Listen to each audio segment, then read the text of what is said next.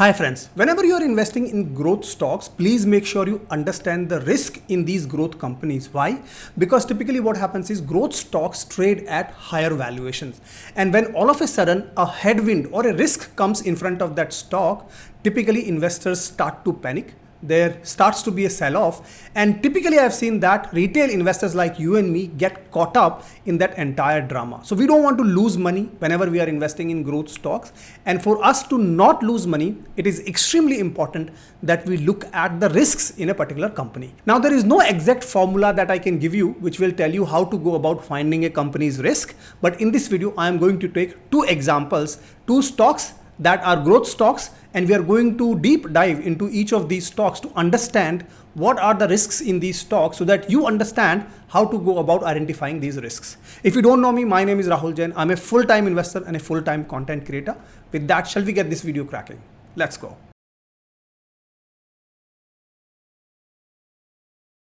So the first stock that I'm going to discuss with you is from IT sector, a company called Persistent Systems Limited. Now you may immediately think that why are we talking about IT companies? I'll come to that in a minute. But before that, the first thing we need to establish is whether Persistent Systems Limited is a growth stock or not. For that, have a look at my screen. What you see is that between FY21 and FY25, the company's top line has grown by around 25% CAGR basis. How many companies do we know that have grown at 25% CAGR basis in the last 4 to 5 years? Very few. This is a mid-cap company and has shown excellent growth in the top line. Definitely we can call it a growth stock. Second point we see here is in terms of margins. EBIT margin, PAT margin, if you compare in 2024, the margins have improved from 13.7% to 15.5%, 10.9% to 12.7%. So when a company's top line is growing at a very good growth rate, and at the same time, if margins are expanding, definitely it qualifies to be a growth stock. So definitely Persistent Systems Limited is a growth stock. But what are the risks in this particular company? So whenever you are analyzing risks in a particular company, first type of risk you need to look at is the sectoral risk, which is IT sector is facing issues or not right now. What are the risks that IT sector is facing? So for example, recently you might have heard in the news that TCS is planning to lay off around 12,000 people. And if I remember, this possibly is going to be the largest layoff by TCS in its history. So definitely this is a panic news. There is a lot going on in IT and we need to dig deeper in terms of what is going on. I personally at macro level see two big risks right now with Indian IT companies. Number one is the AI risk. If you look at AI, definitely there is a pressure in terms of are we going to lose lots of jobs because of AI? Because typically, traditionally, Indian IT companies have thrived on cheaper cost model, which is that if a software is made in US, it might cost 100K, for example, but in India, it might be built at, let's say, 20K or 30K, whatever is the number. Those days are potentially be going away. Right? Indian IT companies will have to pivot now to different delivery models. But the bigger question is that can Indian companies actually survive the AI storm? Nobody really knows the answer to it. But what I see in a lot of management commentaries is that a lot of Indian IT companies are now trying to pivot to AI models, product delivery models. For example, NASSCOM itself said that Indian IT companies need to move into product aligned delivery models. Now let's not go into details of what these models are, but definitely we need to admit that there is a big risk here that is coming out from an AI perspective. Second big risk that comes right now is from tariffs. So what has happened in the US in the last 4 to 5 months is that tariffs have been very, very uncertain. It started with, 65% tariffs, 125% tariffs, then went back to 10%, 15%. There's a huge uncertainty. And when that happens, US businesses are not able to make decisions. And when US businesses are not able to make decisions, the first thing that gets hit massively is the IT spending. That is what precisely has happened in the last 4-5 months. But in my view, tariffs is a very, very short-term phenomena. 12 months fast forward, we are likely to forget all about tariffs. The life will move on to a different world altogether. It will have some tariffs, it will not have some tariffs. We don't know that, right? But this is a very, very short-term phenomena. So the first risk, which is the AI, that is a long-term risk, while the second risk seems to be a short-term phenomena. Once you are aware of these two risks, then you know we need to look at valuations and we look at the prices as well. For example, if I talk about the prices, what you notice is the IT index, for example, it used to trade at around 45,000 level or slightly higher than 45,000 level, all-time high levels, right? And it has corrected now to almost 35,000 level. So already there is a drop of around 22% in this one, right? So that risk that we saw, which is AI risk, we saw the tariff risk, has made a dent into the price already. And this is where you need to understand whether this is an entry point or not for you in IT sector. This is a call that each of us can differ from each one. But this is how we go about looking at the sectoral risk. Now coming to the specific company's risk, that is also very, very important. For example, if I talk about the same chart that I showed you in the beginning here, this is the growth chart that we saw. What we note here is that if you look at the orange color numbers here, in FY22 and FY 2023, the growth rate was how much? 35% roughly. In 24 and 25, the growth rate has come down to 14% and 18%. So although we look at these numbers on a CAGR basis, looks very, very good. But if we plot out the growth rate trend, what we note here is that growth rate has slowed down. Definitely from 35%, it has come down to 14 to 18%. Now let me talk about the valuation. So if you go to Persistent Systems Limited PE chart, for example, back in 2022, 2023, the PE ratio used to trade at around almost 65 level. Why? Because the growth rate was 35% and investors were willing to pay high premium for this company. Then the PE ratio moderated here, right? Now, if you look at this one here in Jan 2025, it was very high PE, around 80 PE. In my view, that is a disaster. When you are buying a company at this high PE level, you really need to look at the growth numbers, right? Again, few people would have bought this company at that time, might be regretting now. Right now, if you look at the PE ratio, it has come down to around 52. Why? Because of course, there are macro risks that are playing out. My point is very, very simple here, that whenever you are looking to invest in any company, you have to look at the risks that are there at sectoral level. Also look at the risks that the company level exist and look at the valuations, and you will have to strike a balance. Again, it's not very easy in terms of when to enter into a company and when to exit a company. But at least if you look at the risks, if you look at the valuations, you might find the opportunity that, you know what, the valuations have cooled down a lot while the risks may not play out now because already there is a lot of dent. Maybe it is good time to entry, or maybe it is good time to come out. This is how you need to go about looking at risks versus valuations. Now coming back to Persistent Systems Limited, this was all history.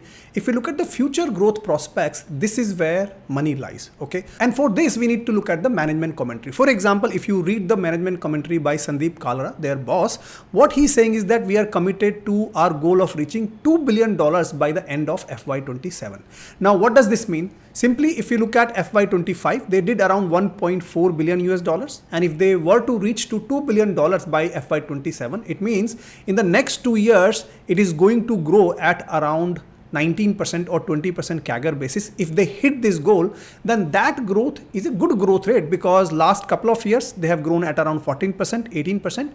This next 2 years growth, if they hit this by around 19% CAGR basis, then that means company has done a good job. Investors are likely to benefit, right? So from a future growth perspective, we need to listen to what the management is saying. But more importantly, we need to look at, in terms of the IT companies, we need to look at TCVs and ACVs. What is TCV? Total contract value. What is ACV? ACV is annual contract value. Again, if you're not familiar of these terms, you need to really learn about these terms. Recently, I posted a detailed breakdown of Persistent Systems Limited on my YouTube community. And I explained what is the difference between TCV, what is ACV, and how does that really matter from IT companies' perspective. This is like an order book. And if you don't understand these important concepts, I request you to go and do some research. And if you can't do it yourself, you can consider joining my YouTube community. I speak about these various assets on regular basis, almost on daily basis. And people have given very, very good feedback. If you want to learn practically, you can join this community. You will learn a lot, right? Now, coming back to Persistent Systems Limited, if you look at the TCV, ACV here, TCV is total contract value. And if you look at the trend in Q1 FY26, it has not dropped, which is a great news for a company. It is telling you how much of total contract value the company has signed off, which is great, because this will tell you the predictability or the next few years growth rate, right? If you look at the annual contract value, it is also stayed very, very good. In fact, it has not dipped. Q1 FY26, 385 versus, let's say, 350 last quarter, 211 versus 198 last quarter. These are very, very good numbers to look at and from a future growth perspective, you need to look at the order books. In the case of IT companies, it has to be TCV and ACV. And finally, read the management commentary. What the management here is saying is that if you look at the TCV, ACV, we are confident of larger deals in the pipeline and so on. It means the management still seems very confident, but they have acknowledged the macroeconomic environment, and they're saying that if the environment improves, obviously it will improve for everyone. These are some of the facts that you need to look at. Last point about Persistent System Limited that you need to know is geographical risk as well as top client risk. For example, from a geography perspective, if you see, North America contributes around 80% of the business, and this is a huge concentration risk. But so far, you know what? This risk has not played out for them. In fact, it has worked out pretty well for them because they are only relying on US geography. And secondly, if you look at their top client contributions, so for example, if you look at top 5 client here, they contribute around 30 to 31% of their business. As long as they retain these top 5 people, their business is not largely going to get impacted. And this risk has not played out to them just yet, but we need to acknowledge that. And the reason I'm saying is that tomorrow, let's say there is a news about one of their clients. For example, back in May 2025, there was news about Persistent Systems, one of the client, major US company, their CEO was leaving because of there were some charges and things like that, and all of a sudden Persistent System fell by around 3%. These are the risks you need to be aware of. So my bottom line is that if you are investing in any growth stock, please understand the risks, also understand the future growth prospects, also listen to management commentary, and when you join all of these factors, you will get a clearer picture in terms of what is likely to happen in this particular company. Let's now move to stock number 2, which is Aptus Value Housing Finance India Limited. If you are already an investor into housing finance sort of companies, this commentary will help you massively. First of all, is Aptus a growth stock or not? Have a look at my screen. What you note is that between FY20 and FY25, the AUM growth of this company, assets under management, has grown at around 28% CAGR basis, which is a very, very good growth rate. Industry has grown maybe at around 20%. This company has grown slightly better than the industry growth rate, right? So that's very, very good. Now, if you also look at some other parameters, not just the AUM, for example, if you look at the net interest margin, NIMS, that has grown at around 30% CAGR in the last 5 years. If you look at profit after tax, that has grown at around 29% CAGR basis in the last 5 years. If you look at the ROE, return on equity, it has gone up from around 17% back in FY20 to now at all-time high level of around 20.1% in FY26. So definitely Aptus is a growth stock. So what we need to do is now look at the risks in this particular company. So first risk that we need to always analyze is the sectoral risk. So what is happening right now in the housing finance sector? Have a look at my screen. What you see is that home loans are slowing down. In FY25, there was a slight drop of about 5.4%, right? Now, more importantly, I was reading this number from Care Edge Ratings, and what they were talking about is, if you look at the AUM growth rate here, what you note is that in FY25, the AUM growth has slowed down. It peaked in FY24 to 30%. It's now come down to 25%. And more importantly, the projection or the anticipation here is that AUM growth might slow down slightly and it might come down to 23% level, right? So definitely we could see that there is a slowdown here. Second important point here is that quality of the assets when it comes to housing finance companies, right?